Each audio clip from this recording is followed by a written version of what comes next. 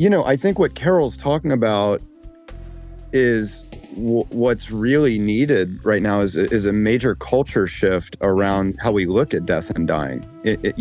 Overall, it's like we're afraid to talk about it. It's the one thing we all share that we're all marching towards. We're all walking each other home, yet we don't talk about it.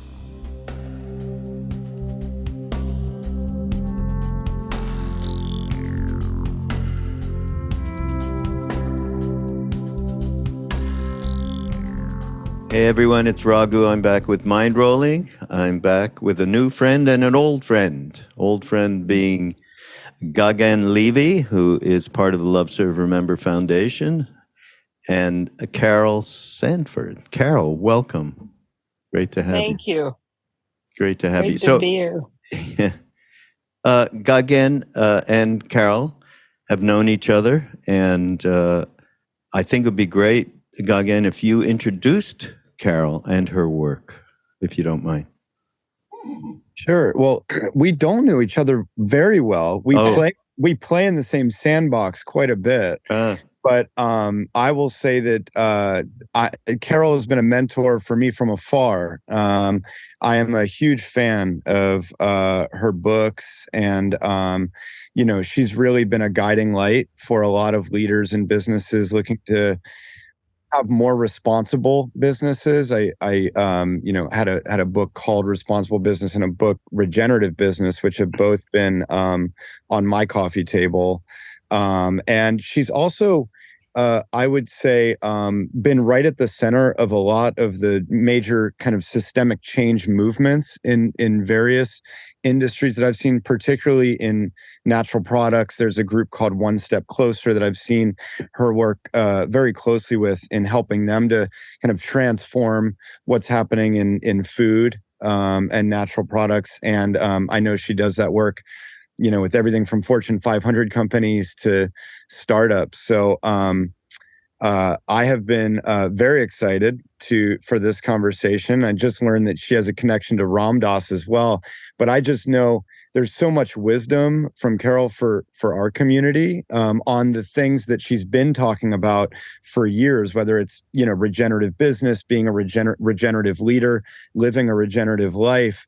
But now most recently, in the face of, I'll let her share her story, but I'll just say that most recent work she's doing around conscious dying, I think really touches, a lot of the work that we do, that Ram Dass is doing for quite a long time, actually. In honor, I'm wearing one of my favorite Ram Dass shirts here. I've got my We're All Just Walking Each Other Home shirt, which was the last book that he did where, he really talked about his own dying process, his conscious dying process with Mirabai Bush. But I guess I'll leave it there as an intro for Carol. Okay. I'm so excited to have to be in conversation with you two.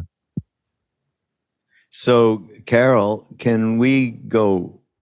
I mean, it's interesting, actually, to me that you just talked about, because I didn't say anything, but meeting Ram Dass in Berkeley after he was on a speaking tour for that particular book around the psychedelic experience with Leary, and but let's go back to maybe your more. I always like to hear, how did these formative years, from teenage years into adulthood, how did that form who you became and what you have to share? Well, it's interesting. My years would go a little earlier. In my 6 to 14 years old, I was with my Mohawk grandfather. So he was part of the Iroquois Nation, and he served as an advisor to the Ag, Farmers Bureau in the Dust Bowl. And he transformed so many people's thinking in the Panhandle of Oklahoma about how it is that life works. And it was a lot of wisdom.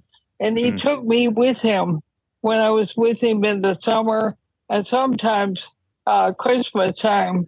And so I had a father who was not in some people's eyes, a very good person. He'd been raised very racist, and he was a judge and a very powerful man and could act on his racism. And I was in trouble with him all the time for disagreeing.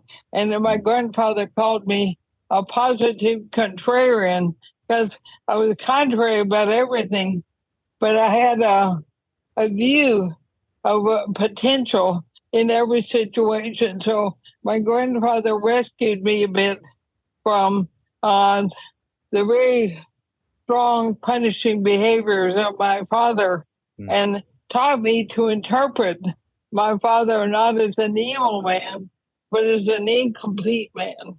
And I found that same concept, incompleteness in humans, including in Ram Dass's work, which I can't say I was an extensive student. I worked more with Metzner, and then Metzner led me into Sri Aurobindo and the Mother work, which was a part of the California Institute. He helped found. I think Ram Dass was involved in that founding. Anyway, those kind of threads, while I was very young and going through my teenage years at Berkeley, and until I was about 22, one other thing at Berkeley, we had Thomas Kuhn had just published his book, The Structure of the Scientific Revolution, and he was a 2-year visiting scholar. I was at Berkeley in the middle of the free speech movement, the war in Vietnam, Thomas Kuhn, everybody in the world showing up there. And Kuhn took my world and all my fundamentalist Christian beliefs, which I think freed up a lot of opportunity to see other things. And so I became a devotee of Kuhn and his challenge to our we sat in the Rathskeller on Telegraph Avenue and asked Kuhn questions. And he was trying to figure out what he was going to do with this idea of paradigm shift. And somebody in our little group asked him, well, how do you get people to change paradigms? And that became a lifelong question because Kuhn said, I wrote the book, that's your job. Not to me, but to the group. But I took it personally. And Gagan, I know, is likely heard me talk a lot about paradigm shift, and it becomes a thread, and it's an instrument for be able to see where you are creating a worldview that limits what you can see. To me, it's a self-assessing mechanism, which is more important than a religion or a gospel or something that people already have the right answers. So and I think that, again, what do you think? Does that sum up what I talked about a lot? Absolutely. I love your, I didn't know that backstory. And I, some of my favorite things I hear you speak about is shifting paradigms, and that potentiality. Right. You know what, Carol? That when you mentioned Sri Aurobindo and Mother, this is probably left of what we're talking about here, but that was my introduction when I went to India. I met the Mother when I was 24. Oh my gosh, I felt goosebumps all over me. I never met her or Sri Aurobindo or Mahatma Gandhi, who was Aurobindo's best friend. But I can imagine. Can you say a bit about what that moves in you to meet her?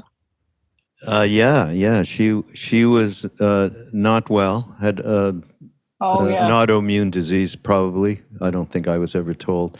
And I was there in Pondicherry, that French town. Right. She came from France. She was a French woman who got dreams and visions to go to India to meet him, Sri Aurobindo, who was a great Indian philosopher saint. And I went there because I was my girlfriend. I had an Indian girlfriend who said, come, we got to meet mother. I said, okay. I was waiting to meet Neem Karoli Baba, but Ram Dass hadn't told me he could find him at that moment. So I went, and it took quite a while till she was giving darshan, allowing people to see her because of her illness. And I went, and I was actually, and this is just awful indictment of my silly personality, but I went there and I was afraid. I knew she had lost motor function, and I was afraid to be wrapped up in fear, my own fear of death. Right? And I went, and there was a guardian at the gate, this like 6'4" tall man with a big beard, white. He looked like I went to heaven, right? And there he was, and he let me in the room, and I went to her, and it was the proverbial thing that you read in books. Oh God, we walked in and it was just light, and that's what happened to me. And I was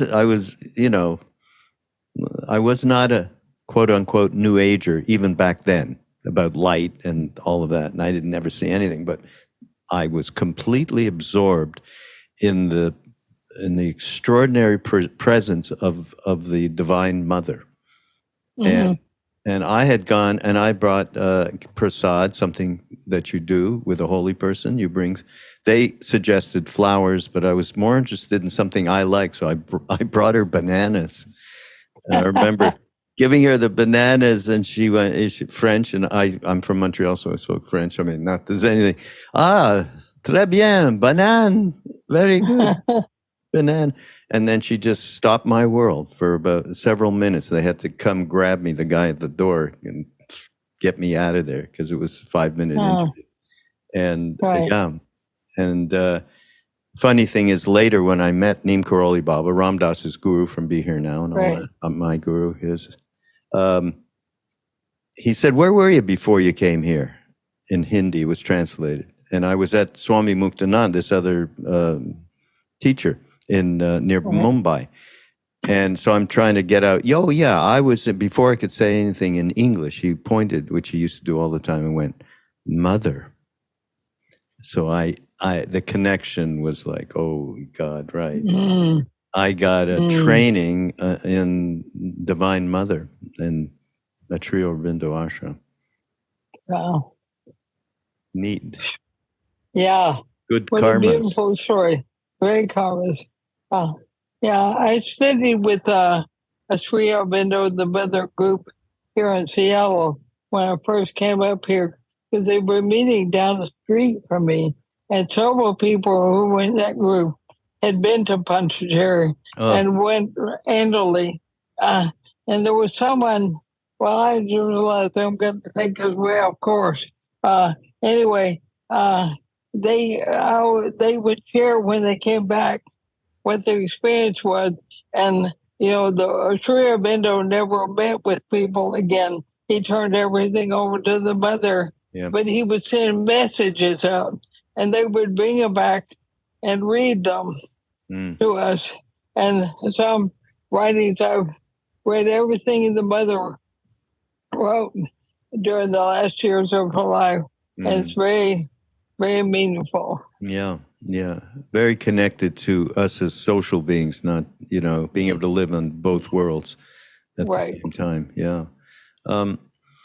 Well, maybe cut to what you've been going through and sharing that would be a good idea. I would say I'm not going through anything. It just is. Yes. I mean, everyone who says, "Oh, I'm so sorry you have ALS, I'm sorry for your pain and agony," I said, "Why are you sorry? I believe I chose this path before I was born, and now that stops everything." Really? Wow. And I believe that there's no reason to even suffer, or at least observe your suffering and don't talk about it, for God's sake. Because I believe the gift that we're missing, and I know there are other gurus who speak about this. It's not like I'm some special person. Most people don't talk about it. In the arenas don't talk about it. But I believe every death is a portal. And it's a portal not just for the individual who's leaving one body and potentially entering another, but for everyone who chooses to sit and practice in the energy field that's created of a conscious dying being. And so my job here is not to have a peaceful death and a calm death. And something that for me is to create an energy field from every moment I can stay conscious. And that's not easy a lot of times, right? But if I can be in a meditative practice or prayer practice on several others of some of the lineages, you create an air like the mother did that for you when you walked in the room. She was dying, and she created a portal of energy which you can move into. And I think there's another level. There's my consciousness. There's a portal, and I've got several hundred people who are sitting with me and will as I begin to die, which I'll tell you something about in a moment.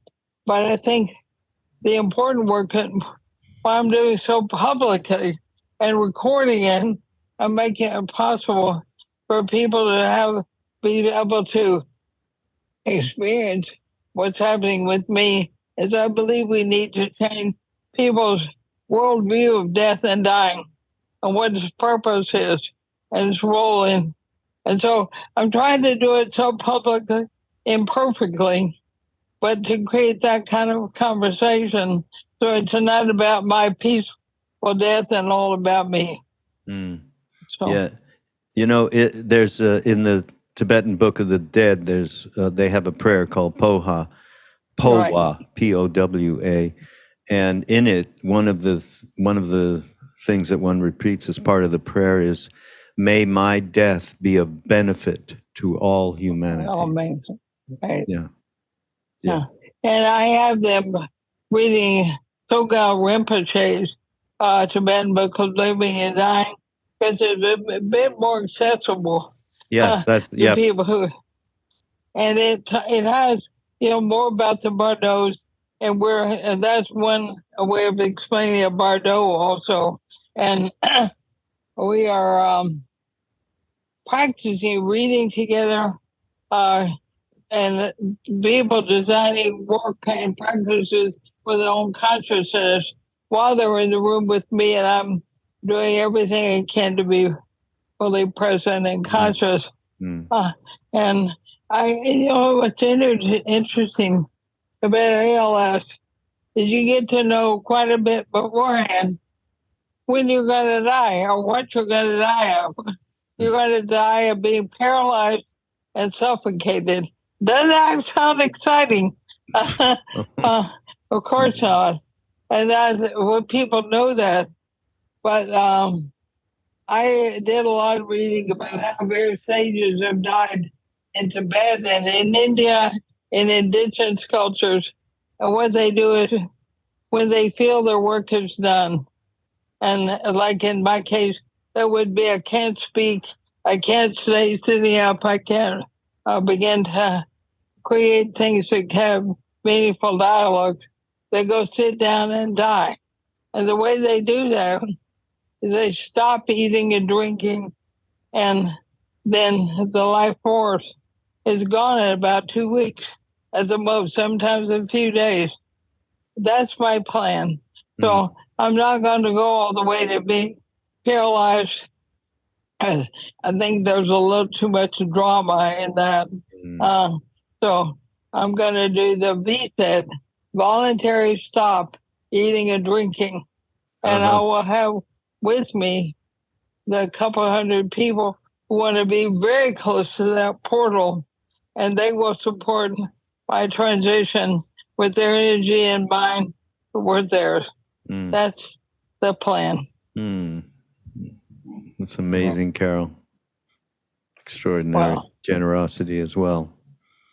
And it's reminding me of Ram Dass talking about he would always say his favorite days on earth were days that he would be in the presence of someone dying, when he would be next to someone's deathbed, because he knew he was going to be in the presence of truth.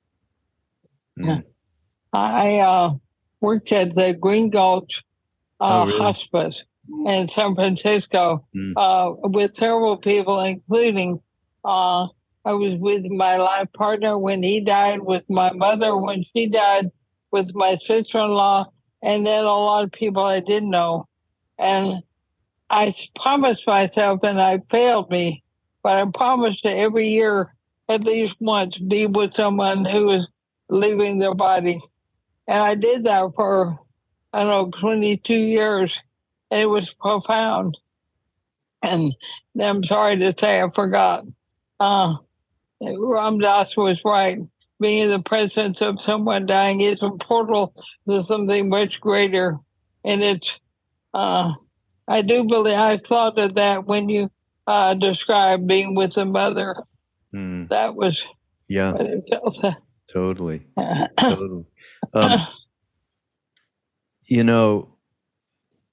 The perspective that you totally seem to have absorbed into this particular experience is very much like what happened with Ram Dass, and there's a movie about it called Fierce Grace. Right. Right, and you just described it in a different way.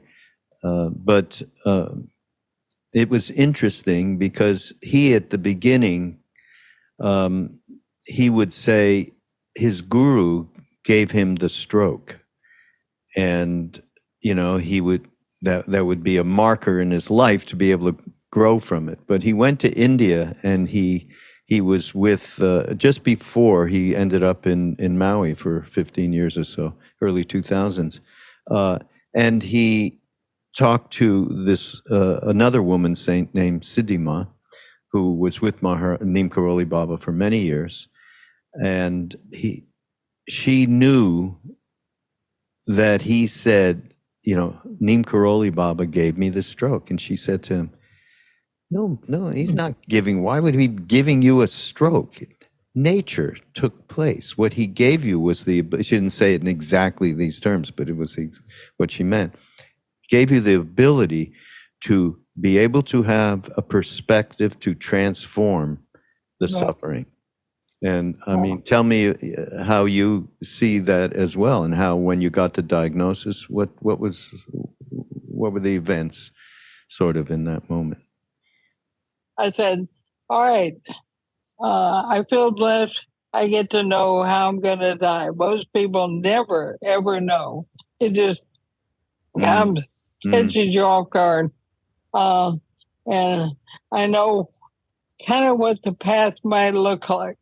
If you want to try and be conscious, the most quick in the moment thing you can do is just observe what you're feeling and seeing and thinking, and detach yourself from it by naming and watching it.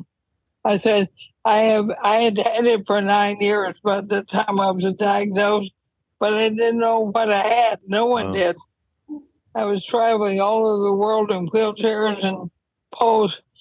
So I said, and tomorrow you remember, I've always believed, and this is an indigenous belief from my grandfather, I've always believed that we pick how we're going to die before we're born.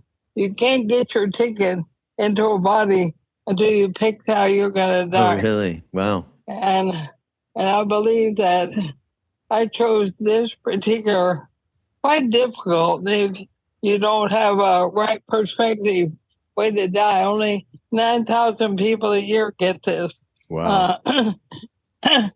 And I believe I picked it. I don't think I said this that day, but a few days later I said, I read about and thought about death and dying my whole life since I was a child. And I've always thought it was bizarre how people talked about it. I think I chose this path because I get a few years to be with it. And I potentially can help people think about a different way to view death and dying, and particularly its purpose. which is to give us a way to learn about portals between the worlds. And so she became, and I told her how I'm going to die. That took a few months with the B-said. And then she became calm. And then I could work on myself.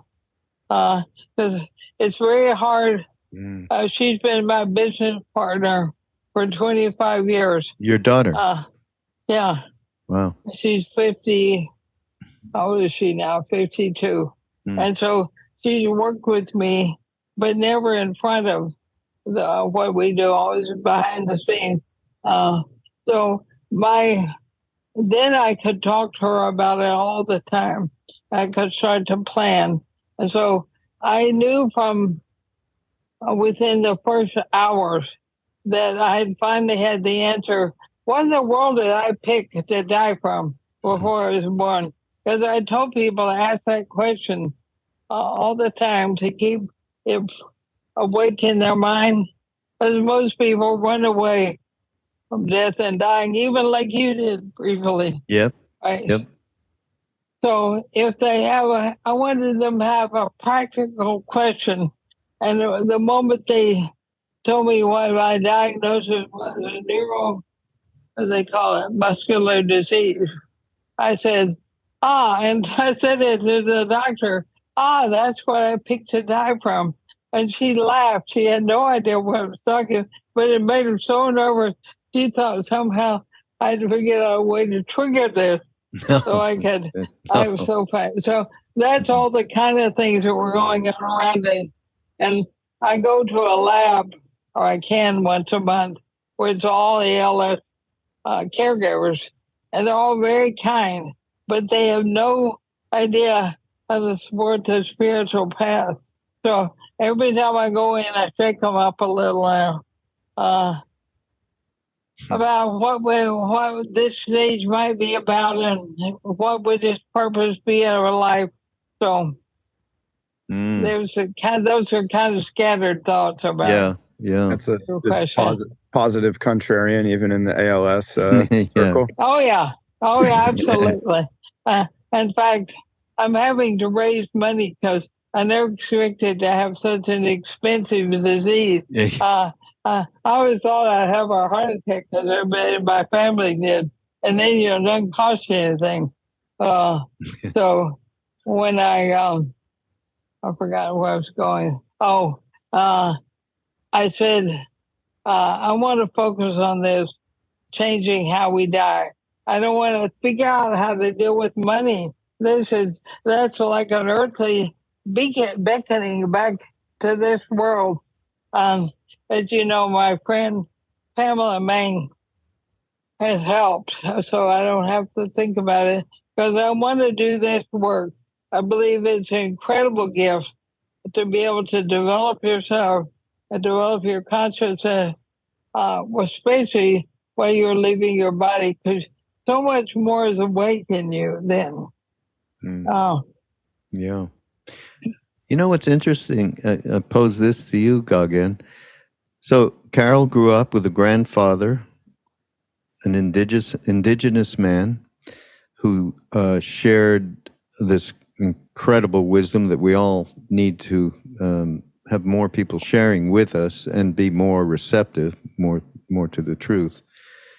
And part of it was this knowing that it was real, that you do accept before you can come down, that you accept the reality that you know the method by which you will leave this particular body. So you had connectivity, believing, of course, in this indigenous wisdom, Carol, all through your life. I had that thing happen to me with the mother, where I was faced with it and had fear.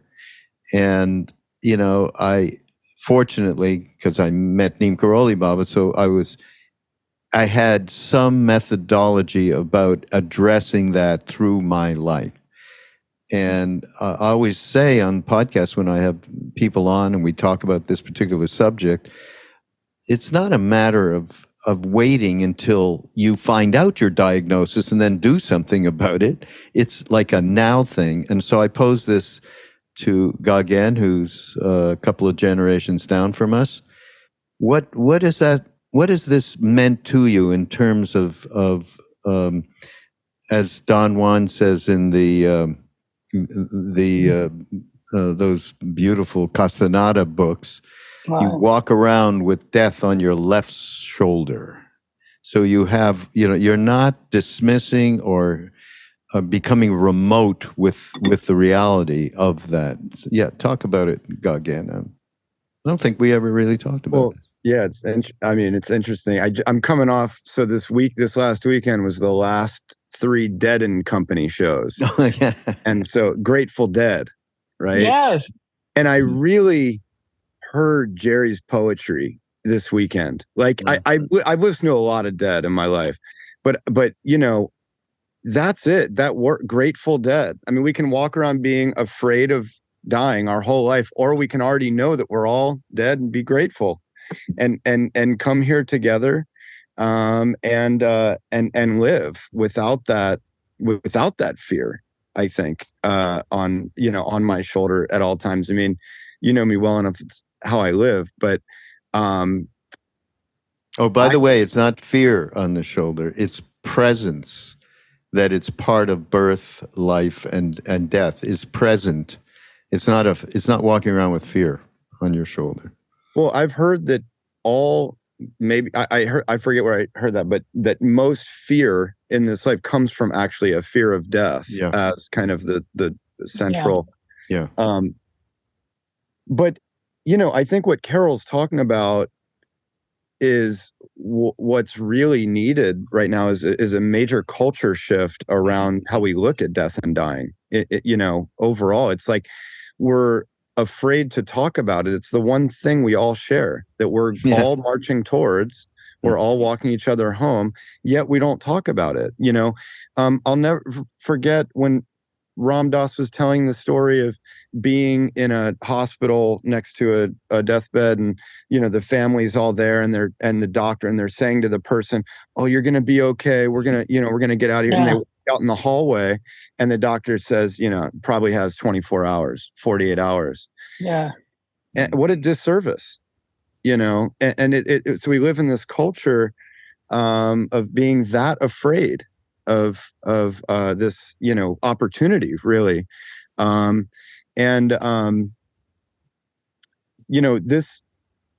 This won't answer it directly, but this story, Raghu, and I don't think I've ever talked about it here, but Carol, so my brother Gavin, who's my younger brother and my best friend, 2 years younger than me, passed away 5 years ago.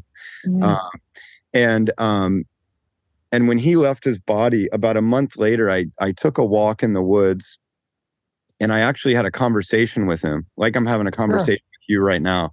And I don't know, I mean, Ram Dass used to talk about having conversations with Maharaji after he passed. He said, I don't know if it's my imagination or if he's really there, but who cares? And for me, it was so real. And he shared things with me that actually I had confirmed later. So it was like things that I didn't know, that I was downloaded from spirit or from my brother. And I went through this moment of where in my life it went from, like, I've always had a faith of those of the bardos, of the other realms, but it went from faith to a confirmation that, and it was this really, it's been this interesting, I mean, over the last 5 years, just taking that in and the knowing the truth. It's not anymore like I hope, or I've got faith that there's a beyond. I've been in dialogue with a spirit from the other realm. I know it's there positively, 100%. And so that's been an interesting evolution, I guess, in my path as I think about that, Raghu. I think there's, yes, the presence, but also the comfort. Just how can I use this body, this human experience to become a better whatever spirit that I am inhabiting, this body that I invited in, that I got the ticket, that I invited in this karma to get this suffering or this joy and this learning to just move along in my own evolution towards hopefully, a better world, a better universe in some way. And I guess I want to end with, I want to ask a question back to Carol, because I had this insight in this conversation with my brother when I came out of it. Most of my energy and time goes into making this world a better place. My whole business I've built is around mental health, climate action, and healing food systems. And I came out of this conversation with my brother and I said, well, if I now know there's another realm, why am I working so damn hard here to make this place better? And I've had a little trouble reckoning that tension of spending the time to really impact the world here, but also, but knowing that this is, one of many, the Russian doll that I'm in. So I'm curious your thoughts on that. Well, I have thought about your early comment, and then let me come back to that one. I've had an interesting experience being so public on every podcast, everything I write, wherever I am telling people I'm dying and how I'm going to do it. The most disconcerting thing that keeps happening is people say, I know a doctor who can cure this, or I know a healer who can heal you. And I ended up in a very public, do you know Tyson Yunkaporta is from Sandtalk? He's an Indigenous scholar and leader in Australia. Yes, I did a podcast with him. Oh, okay. Amazing guy. He calls me Auntie. And he said that I'm the one and we talk once a month. And he wrote the foreword to my new book that'll be out shortly.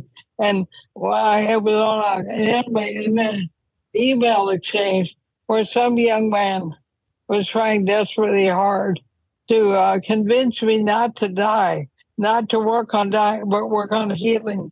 And I copied Tyson on one of these. He said, if you want a copy, I'll send it to you. It was beautiful. And we'd never done a few podcasts. But he said, you don't understand, the greatest healing is dying conscious. And you're missing that point. Quit trying to rush in and give your healing message. Healing has become a trap for us not to deal with death. So that was one thought I had. The other is, I personally think we mix up what humans' work is about when we talk about making a better world. I think humans have work to do in this process of a living system. And it's not to make a better world. It's to create consciousness that human beings have a capacity, if developed, and that's the problem, if developed, to create the field in which the world can heal itself. It can do what it needs. And there's an arrogance and a hubris every time we say, we're doing something, to make the world better, when that's not our job. Our job is to create the field in which each living being, each species, can do its work in a living system, and then the world will work. And by the way, it's all not real anyway, the physical thing we think we're trying to fix. So I'm sorry, I'm getting a little tired. So that was my reflection back. What do you think of that? Beautiful. Yeah, no, it's spot on as usual. It makes me think of, Ram Dass's main thing was about the one thing that we can do, the one thing he said I can do is change my heart so that I can resonate and radiate that and allow whatever can happen, needs to happen. Yeah. We don't want to get off this wonderful conversation without talking about this extraordinary work that you've been doing through a number of books. Shall I call it, in general, regenerative business practice, which includes much more than that? And is that a good way to kick that off? I would call it consciousness at work.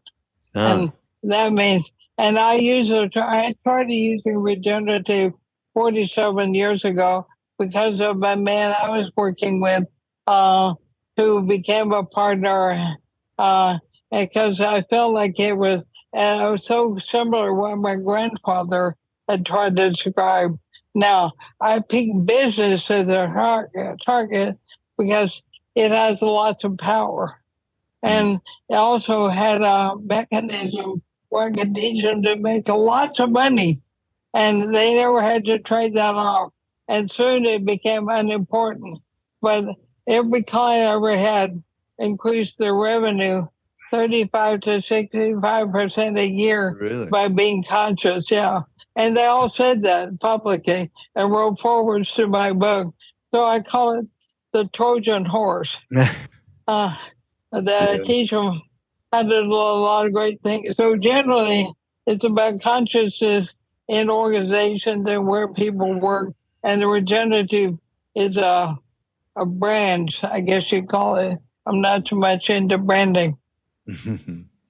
Someone in this call is into it, though.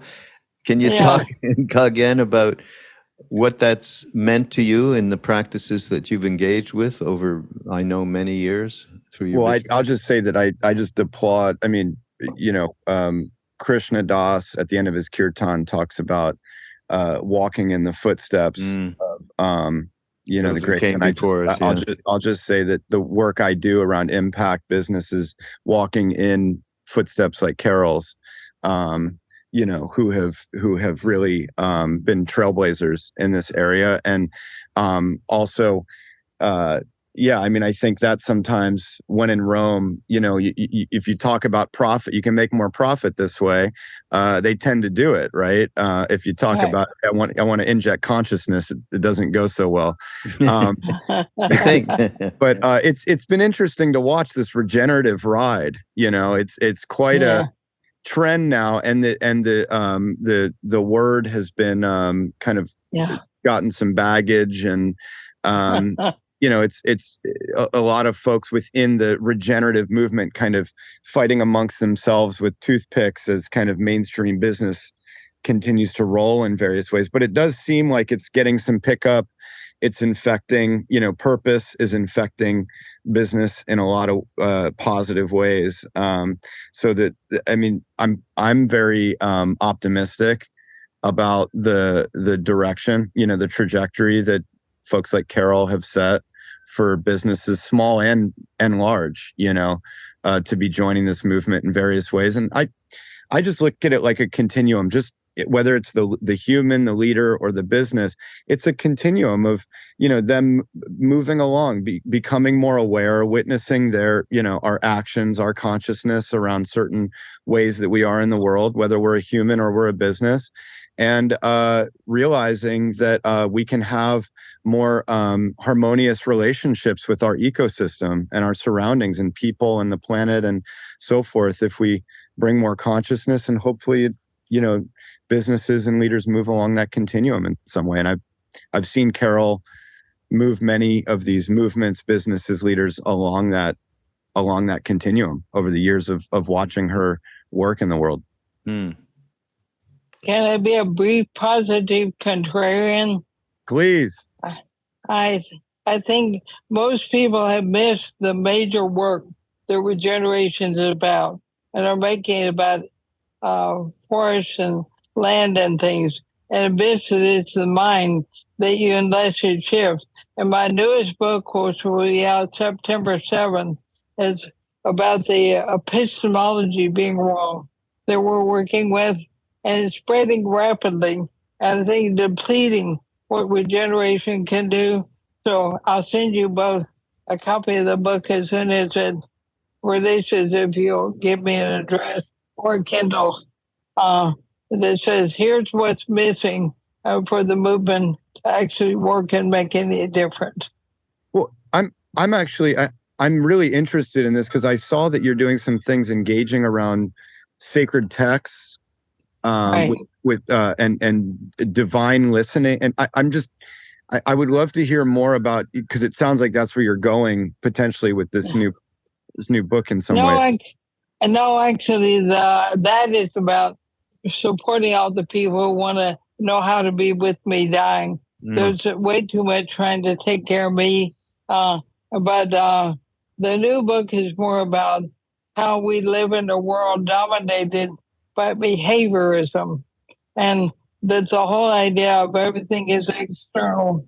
And the experts, like I'm called an expert, and it's the biggest insult you can give me. It means I'm not doing my work because I'm sorry, but I don't even believe in gurus because I believe I'm a little like Krishnamurti. But I think that the whole idea we got around regenerative experts and so forth is an example of what John Watson did when he created behaviorism, which is take people's minds away from them and supplant it with absorbing ideas, best practices, etc. And the book is subtitle. Well, the title is "No More Gold Stars." And the subtitle is Regenerating Capacity to Think for Ourselves, because we don't do that anymore. And the regenerative movement, I think, is filled with people with their toothpicks, as you say, competing to be the best experts, rather than teaching people to think for themselves and examine what's going on. And I think the inability of us to examine ideas and become our own researcher, our own experimenter is really important if we actually want to learn to see what a living system is like and how it works, how society works. So that's, I have my, what you call public facing work and my sacred work. And they're in kind of different domains. Most of the people who are members know about the spiritual side, but my public work is all transliterations of that, trying to take everything Ram Dass said, the mother, Gurdjieff, other saints around the world. There's threads that run through all of it, and we don't know how to see it. And so everybody has their own teacher, their own path, but mostly regeneration is not starting from wisdom like that. It's starting from pop psychology based on behaviorism. Well, Buddha did say you should be your own researcher, so yes, you're right exactly. in line. Yeah. Right? You know what I love, Carol, from just stuff that I've read and noticed.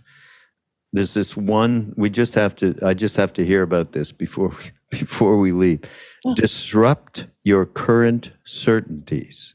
Yeah. I love that. And that's so much. We are so lost in thinking we know, and we are so committed to it. How do we disrupt? All right. So one of the things I believe, which I don't know is in any spiritual tradition, but it's probably because it's another form, is the idea of everything alive has an essence. As a what? I'm sorry. Everything that's alive has an essence. Essence. Yes, you're right. Thank you. Sorry, my tongue doesn't work so well. And we can really see and understand that, like, you were born with part of what you got as you came in with an essence, which was really who you are and what your being is. And your being is more important than any of your doing, as you well know. And so one of the things I do a lot with my clients is help them learn their essence work. And mine, as my grandfather said, is disrupt certainty. The minute somebody says something, I'm very good at hearing what paradigm they're speaking from, and they don't know it. Yeah. I'm going to go back to Gagan and work on his impact. That's a Newtonian idea, not a quantum idea. I can hear it immediately.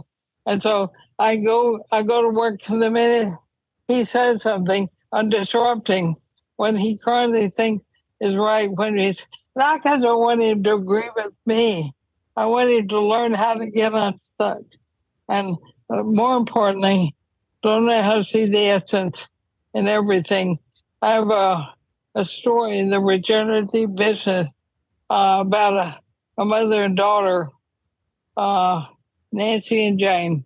And Nancy had just come out of prison and gotten her daughter back at 13 years old. And she was cutting herself, doing terrible things. Her mother was trying to save, and I ran a program for ex-prisoners with children. This was out of Alcatraz. And what she had been trying to do was teach her to be a good girl. It was constantly affirming when she had the right behavior. And when she came out, she also tried doing things mothers should do with daughters, cooking, whatever it was she thought. And she came to me in this class at the back of the room and said, well, Jane is not getting better. And I'm doing all these things. And I said, well, what is it Jane is about? What does she get excited about? What does she try and do in the world? She spends too much time in theater or doing all this theater stuff. I said, well, what's that look like? Well, she writes plays and goes and produces them with her friends. I said, what are the plays about? And she said, well, all she's upset about. I said, well, how did they end? She said, well, she figured things out and told her friend. I said, I built her a theater. And I built a program on, because that's her essence. She helps people see and helps herself see by exploring through storytelling. Yeah. And she thought that was kind of useless, but it's her essence. And about 20 years later in Palo Alto, California, I went into a kids' play, and there was Jane teaching all these kids in the community center how to work on their stuff through writing plays, creating theater, building costume, and remaking their lives. Wow. That's disrupting certainty for Nancy, and she got it. And she supported her daughter's essence. Oh, that's beautiful. I love that. Yeah. Oh, so great. Great to meet you, Carol. Really. It's so great to meet you, Raghu. I'm just delighted. And thanks, Gagan, for joining us. I don't know if you have any last thoughts. Well, just that I know that I mean, Carol, what you shared about how this next steps of the journey and this generous way that you're walking that path with these folks around you, and creating that portal. And I just think maybe there's folks from the network who might want to support, you know, on the, as I think you put it, that, you know, there's, us humans have to deal with this money thing sometimes. So the more that this community could do to help with that, obviously it frees you up to do this incredible work that'll be so beneficial for the rest of us. So I just maybe would put out there to the community. I don't know if they can go to your website, if there's something on the website or something that we could put out. Gagan, we'll have a direct link in the show notes. Okay. That we'll get from Pamela, I guess. And and people will be able to directly, obviously, link to Carol's website to get all this wonderful wisdom available to be able to get to it. And you know, there's blogs. It's rich. Podcasts. Carol's got a lot of material, so plenty to choose from. So we'll have that as well. And again, we thank you and sharing your journey and doing what you're doing. It does remind me exactly of Ram Dass and what he did. Well, that would be lovely, because the spirit world he left behind for all of us is such a gift. So any part that I can share in my own learning, I'm happy to be a part of your community as well. Thank you. Thank you. Thank you. So everybody, this is Mindrolling on Be Here Now Network. Go to BeHereNowNetwork.com and take advantage of all the wonderful presenters and podcasters that we have available, from Ram Dass to Alan Watts to Jack Cornfield and Krishna Das. So we look forward to seeing you again next week. And again, thank you very much, Gagan, Carol.